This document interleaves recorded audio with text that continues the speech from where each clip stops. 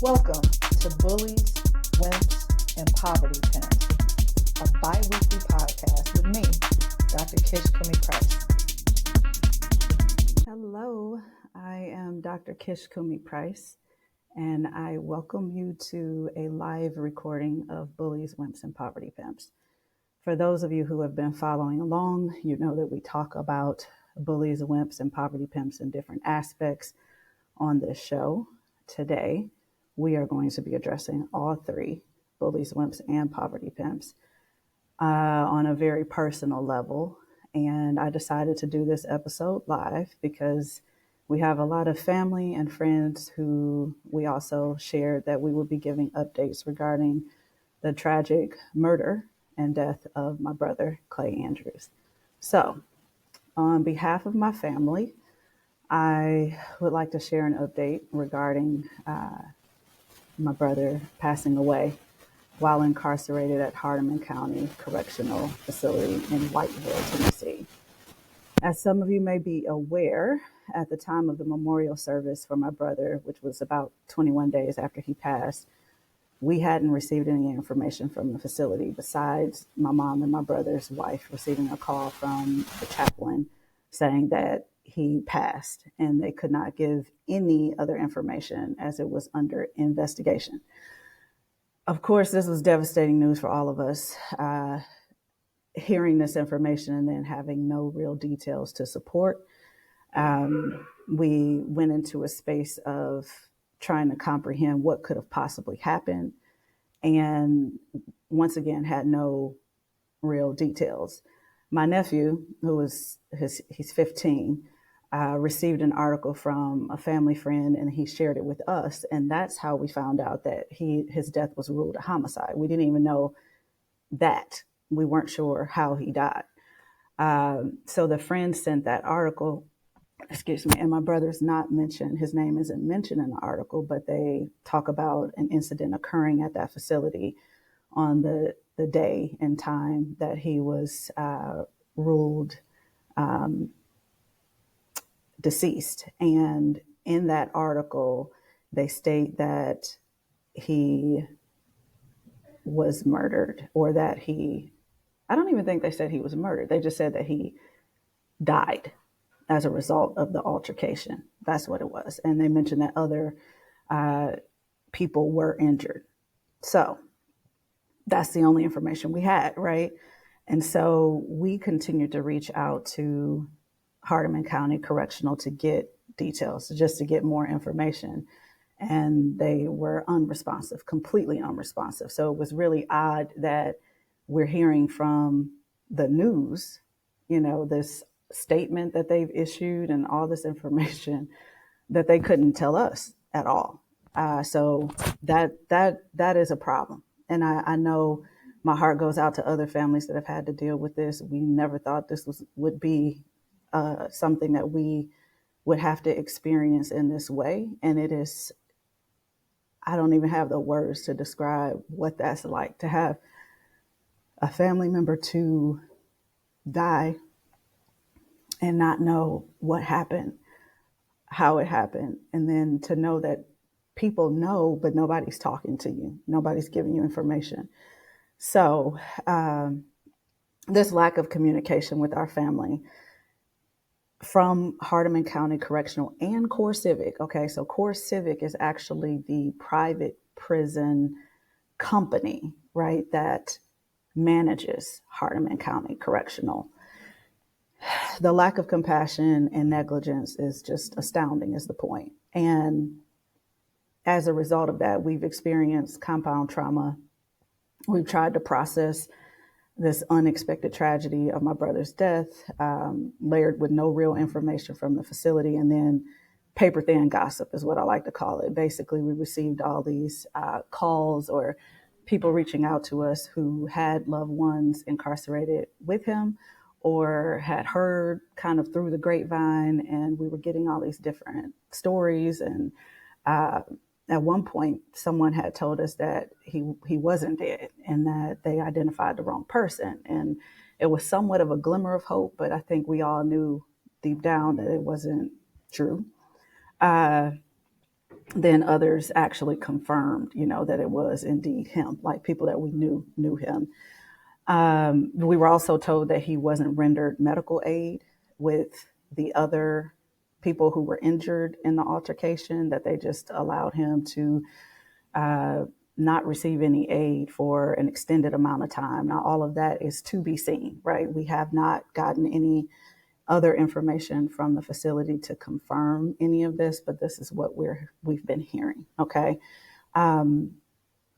This, to our knowledge, is in direct conflict with what they said in the article. In the article, they said that the inmate, and that's their term, that died was ruled or pronounced dead almost 3 hours after the incident, right?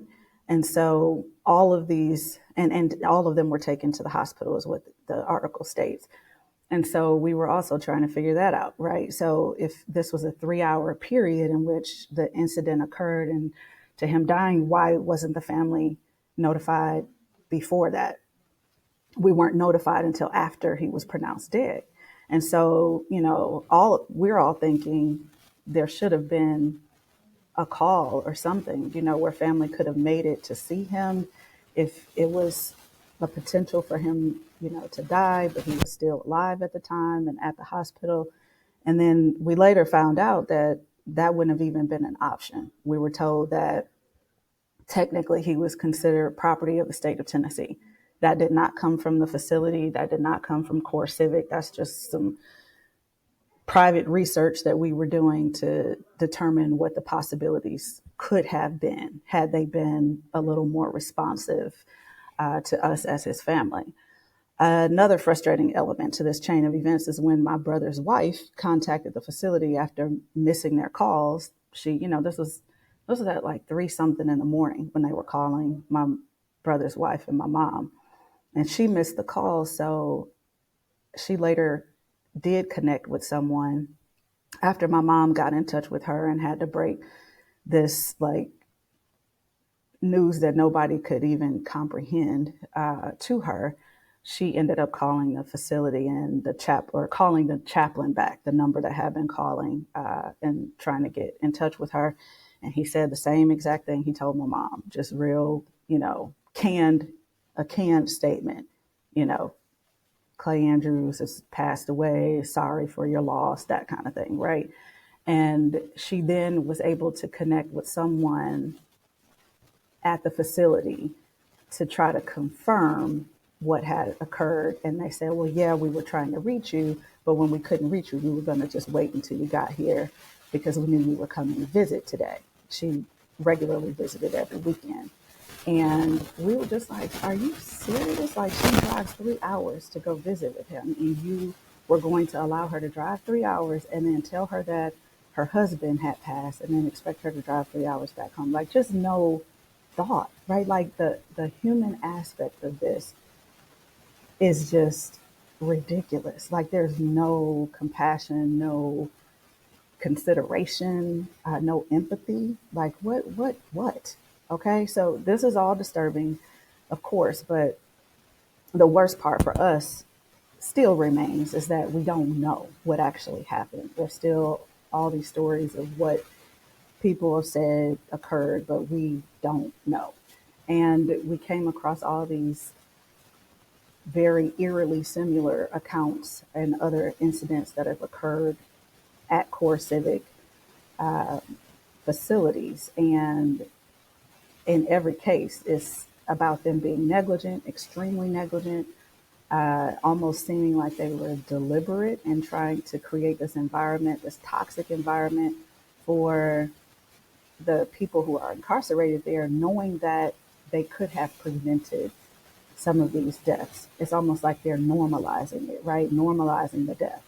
And so just to give a little background, so my brother had shared his concerns with being at this particular facility, and he wasn't new to the prison system, and he had served time there previously at that particular facility. But he said things had changed drastically from the last time that he was there, like, and had taken a turn for the worse. He mentioned that they allowed easy access to drugs, which is actually the very issue that he battled with the majority of his life and was directly linked to his criminal record. That's, I should pause and say this. My brother suffered from mental illness. And one of the things that he shared with the judge prior to his sentencing was that he wasn't stating that his actions were in a place where they couldn't be judged that you didn't commit this particular crime, but that he's never committed a crime while sober, and that he was actually asking for help. He wanted to receive rehabilitation. He wanted to get support and resources. And for years, I mean, we're talking about him experiencing school push out at the age of 16, being sent to an alternative learning center, falling into, all kinds of cycles really of being in and out of jail and prison because of this, right? The mental illness, him being, on drugs and then being locked up. And so this wasn't something that he knew that he could do on his own. And he needed support in order to move forward. The U.S. Department of Justice actually launched an investigation into CoreCivic. This is the company that manages the facility that my brother was murdered at. And the investigation is actually looking at another facility, which is right down the road, called Trousdale Turner. And the investigation is actually looking into violence and sexual abuse that have gone unaddressed for years. And it's very similar to the accounts that my brother shared that were happening at Hardeman County Correctional Facility, both owned by CoreCivic. So in this particular case, and this is from a U.S. News article, but it states that the Trousdale Turner Correctional Facility, between the months of July 2022 and June 2023, so approximately 1 year, that Hartsville saw at least 196 assaults, 90 incidents of sexual misconduct, 2 murders, and 15 other deaths that the facility characterized as accidental. So the Assistant U.S. Attorney General for Civil Rights, Kristen Clark at the time, said in a video conference, in just a single 3-week period in early 2024, there were 5 stabbings. And she said, in our country, people do not surrender their constitutional rights at the prison door. Every person held in a jail or prison retains the fundamental right to be free from cruel and unusual punishment. Now, the stories that I told you about or I referred to as I was sharing some of the other families that have been trying to expose what happened to their loved ones who were incarcerated in these facilities that CoreCivic owns or manages, is that they know that the mistreatment was happening. And to have your loved one to die under in the care of the state, and for the state not to care, that's really the problem. Because these private prisons are getting contracts with the state to provide these services that they're not actually providing. In fact, it's a known reality for most that the facilities that are ran by the state are actually in better form, much better form than the facilities that are ran by the private prison, these private companies, right? The private prisons are in much more of a horrible state than the ones that are ran by the state. I know this sounds muddy for me to say it this way, because I'm trying to make it clear that none of them are ran properly. Okay, period. There's no humane treatment that's happening full circle for anybody anywhere. that is incarcerated. Let me make that clear.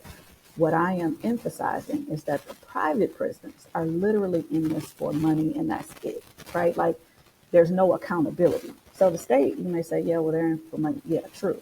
But there is some accountability.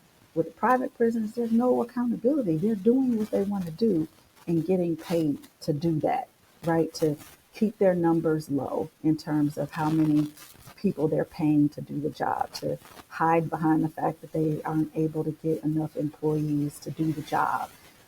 It's so many things that when you really look into it, you know what it is. Like, there's no hiding what this is about. This is about incarcerating people for profit. And who are the people that they're incarcerating? To be clear, we know that it's Black and brown people that they're incarcerating at higher rates than any other group, right? And when I say Black and brown, considering Black and brown compared to white, right? That's what's happening. And so this is a deliberate act. And if we're not aware of that, and if we don't care until it hits us, we have a problem, because it could easily be you, right? And there's no, I'm not trying to be divisive in saying this, because I just need you all to understand it. Anybody could end up in a prison, in a jail, including our president. Our current president could have ended up in the prison. He's not, but he could have, right? So he should care. All of us should care, is my point, about what the status is, okay? So I hope that you know that not only are we concerned about what's happening, that we're looking into this, that we still have a call for advocacy, but that we also want to continue to shine the light on what's happening, what are some of these points that need to be changed within policy, and how we can move forward. It is our responsibility to know what's happening. It's to not pretend that it's not happening. To figure out where our lane is, what can we do? What do we have the capacity to do? How can we help? How can we support? Whether that's a share, whether that is reaching out to legislators, whether that is writing a blog, starting a podcast, sharing with your friends, reaching out to people who are incarcerated to get their stories. Like, there are things that you can do. And I'm just asking you to be thinking about that. Pray about it. Ask where you can contribute. What can you do to support? What do you have the capacity to do to support? As if it was your loved one that was experiencing this treatment, as if it happened to be you that was experiencing this treatment. Please just continue to support as you can, to continue to lift this situation up in prayer so that we have guidance and wisdom on what we need to do. And I just want to thank everybody, family, friends, the people who have reached out, the people who have not reached out, the people who know things and hadn't said things. I'm just asking all of you to be aware of your responsibility, of your power, of your influence, and to be bold enough to do what you can. So, as I close out all of my episodes on this podcast, be bold, be courageous, be unpimped. And thank you for listening.